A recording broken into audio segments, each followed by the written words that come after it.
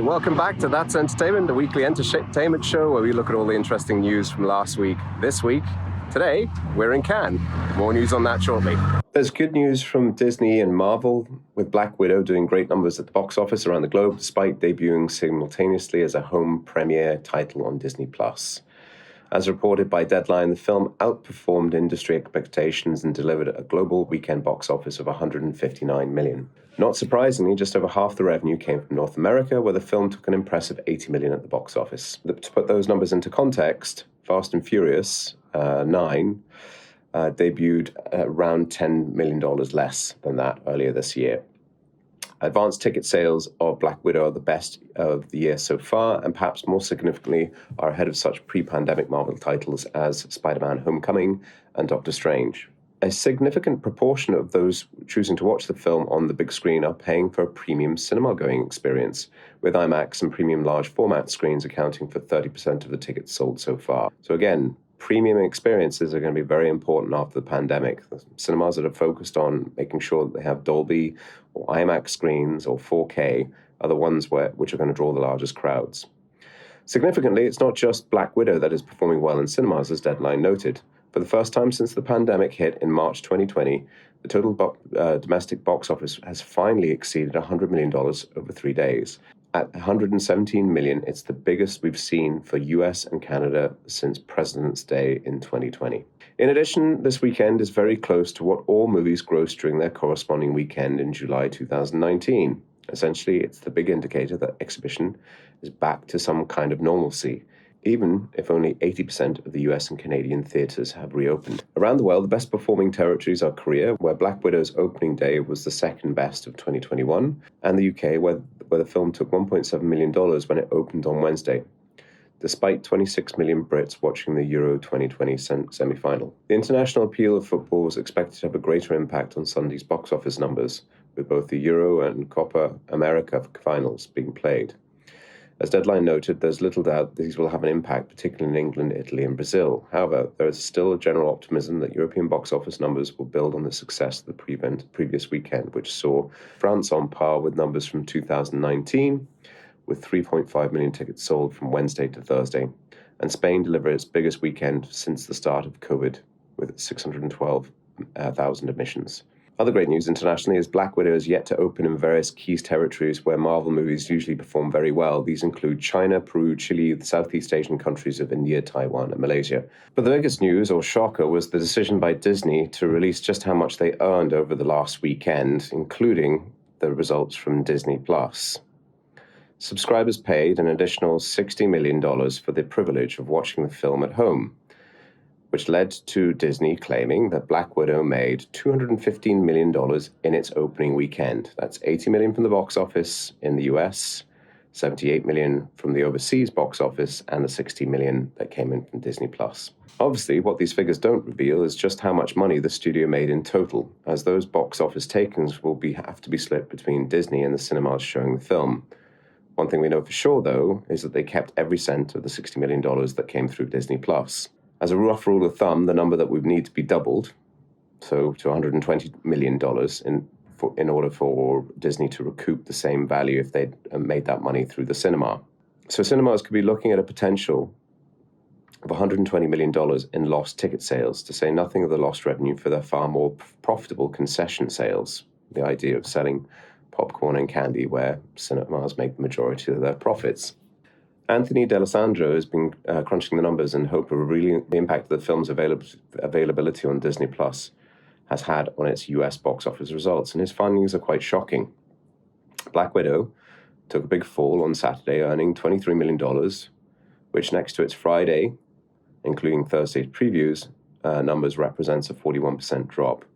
What this drop indicates is that the fanboys came out on Thursday and Friday, and the regular moviegoers, who are typically part of the walk-up crowd on the Saturday night, opted to stay at home. And just so you can digest how seismic the Friday to Saturday drop was on Black Widow, on recent previous MCU titles, Captain Marvel eased 14%, Ant-Man also 14%, Black Panther 13%, Doctor Strange 3.7%, and that's in a situation where Friday included Thursday's previews. Right there, that tells you the damage that Disney Plus premiere did to the Black Widow box office. D'Alessandro also revealed how much the Black Widow Saturday drop was then compared to other recent theatrical releases. On a pure theatrical window, the Friday to Saturday declines for F9, A Quiet Place 2 were respectively minus 25% and minus 22%, and the Black Widow drop was 41%. And finally, there was a huge variable on Black Widow's success that's even harder to calculate: the impact of piracy. Pristine digital copies of the film were circulating online from Friday, when it first became available on Disney+. Just how many of those illegal viewers would otherwise have chosen to visit their film at the local multiplex? So we're back in Cannes. The event's a lot smaller than previous years, but it's the first time since May 2019. Some of the comments that came out of market chief Jerome Paillard recently in Varieties, he was quoted as saying, "Many people changed their minds at the last minute and decided to come to Cannes this year. We have 300 films showing physically and online that were not in the pre-screenings. People here are not complaining, even if the days are longer than normal, and they've had to do a mixture of Zoom and physical meetings." He expects the festival to deliver 700 in-person market screenings, complemented by 500 online sessions, and there have been some significant deals announced by producers, sales agencies, and distributors. Studio Canal, being the largest on the scene, made some major announcements for upcoming productions. These include Paddington 3, which will start in 2022, Roleplay, which sees flight attendants and the Big Bang Theory star Kaylee Cuoco in the lead. The film will revolve around a couple whose relationship is thrust into the chaos when secrets from both of their paths are unearthed. The launch of a potential new franchise with Pippi Longstocking will also be developed with Paddington's co-producers Heyday Films, and multiple sequels are already being greenlit. The next installment in the horror franchise Evil Dead, with new director Lee Cronin filming in New Zealand, is already moving ahead for a theatrical launch next year, and a pair of thrillers starring Liam Neeson's Retribution and a sequel to the actor's Cold Pursuit. In the biggest deal of the festival so far, STX paid $75 million for the global rights to the sequel to Greenland, paying $25 million for the US market and $50 million for all other territories. The film will see the stars Gerard Butler and Morena Baccarin return alongside director Rick Roman Woe.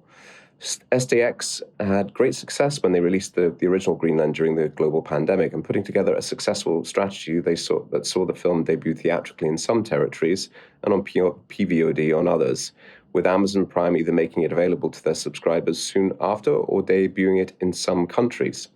There was a similar deal announced for another Gerard Butler movie, with Voltage Pictures taking the international rights to the action thriller Chase, co-starring Jamie Alexander and Russell Hornsby. Voltage share the US rights to the title with CAA, will begin to look for buyers around the globe shortly as the movie has just finished filming. In an interesting development, Disney has acquired Latin American rights to the animated feature Dahlia and the Red Book, which combines CGI stop motion and 2D animation in a story of a 12-year-old daughter of the famous writer who must finish her father's book after he dies. According to Variety, the story is described as a never-ending story meets The Corpse Bride. Spanish sci-fi comedy Tiempo Después has sold streaming rights to Spanish-language US platform Pantaya, Amazon Spain, and HBO Max in Central Europe. Set at a time in the future where the cosmos has been reduced to a single high-rise, which houses the elite, with everyone else living in squalor and in the suburbs. Netflix took global rights to Tinder Swindler, a documentary about the Israeli fraudster Shimon Hayut, who used the dating app to target Scandinavian women. Posing as a Russian oligarch, he would convince the women to set up lines of credit under his name for hundreds of thousands of dollars, supposedly to pay for his extensive security needs. That looks like something that would be fun to watch. And the Paris-based sales house Charades has closed deals in over a dozen territories for the Russian director Kirill Serebrenikov's Petrov's Flu. The film is described as a deadpan, hallucinatory romp through the post-Soviet Russia, which no doubt explains why the director wasn't able to attend the festival for the premiere of his latest movie. The Russian government denied him permission to leave the country until June 2023. That's all from this week. We'll be back next week with more news and updates. Remember, we share this show to both LinkedIn and YouTube. Feel free to like, comment, and subscribe in the comment section below. We look forward to seeing you soon. It was an interesting Cannes. We hope to be here next year. Bye.